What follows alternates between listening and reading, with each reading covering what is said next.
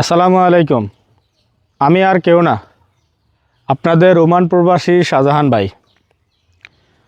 তো এই বাংলাদেশে আসলাম প্রায় 1-1.5 মাস হয়ে গেছে।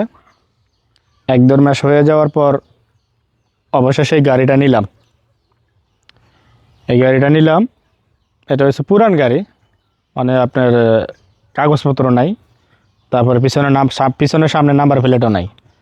তো এই গাড়িটা নেওয়া হয়েছে মানে আমার যাতায়াতের জন্য, মানে টুকিটাকি এদিকে এদিকে চলাফেরার জন্য এই গাড়িটা নিছি। তো আপনারা সবাই জানেন যে বাহিরে আমার একটা গাড়ি ছিল নিজস্ব চলাফেরার জন্য। তো ওই গাড়িটা আমি বিক্রি করে চলে আসলাম, কারণ আমি আবার যখন এখান থেকে ছুটি শেষ করে যখন আবার ওমানে যাব, তারপর ওখানে যাই আমি আবার একটা গাড়ি নেব।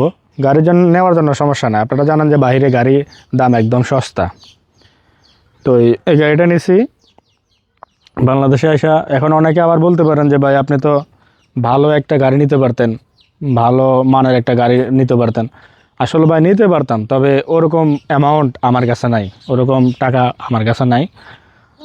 সেই জন্য আসলে ওইভাবে গাড়ি নেওয়া হয় না। যদি ওরকম টাকা পয়সা আমার কাছে হয় তো ইনশাল্লাহ ভালো একটা গাড়ি নেব, আর আপনাদেরকে তো অবশ্যই জানাবো, দেখাবো।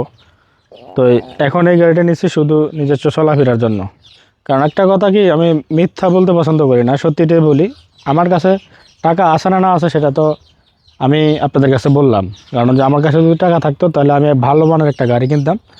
তো এই নিজস্ব যে যতটুকু পারছি অতটুকুর ভিতরে এই একটা গাড়ি নিছি।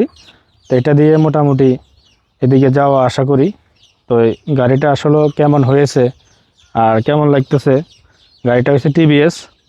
তো মোটামুটি চলার জন্য আসলে ঠিক আছে, চলে, আমার জন্য চলে। তো এই ভালো গাড়ি ইনশাল্লাহ নেব, সামনের দিকে ইনশাল্লাহ আশা আছে নেব। তো এই যখন ভালো গাড়ি নেব তখন অবশ্যই আপনাদেরকে দেখাবো। তো গাড়িটা কেমন হয়েছে অবশ্যই কমেন্ট বক্সে জানাবেন।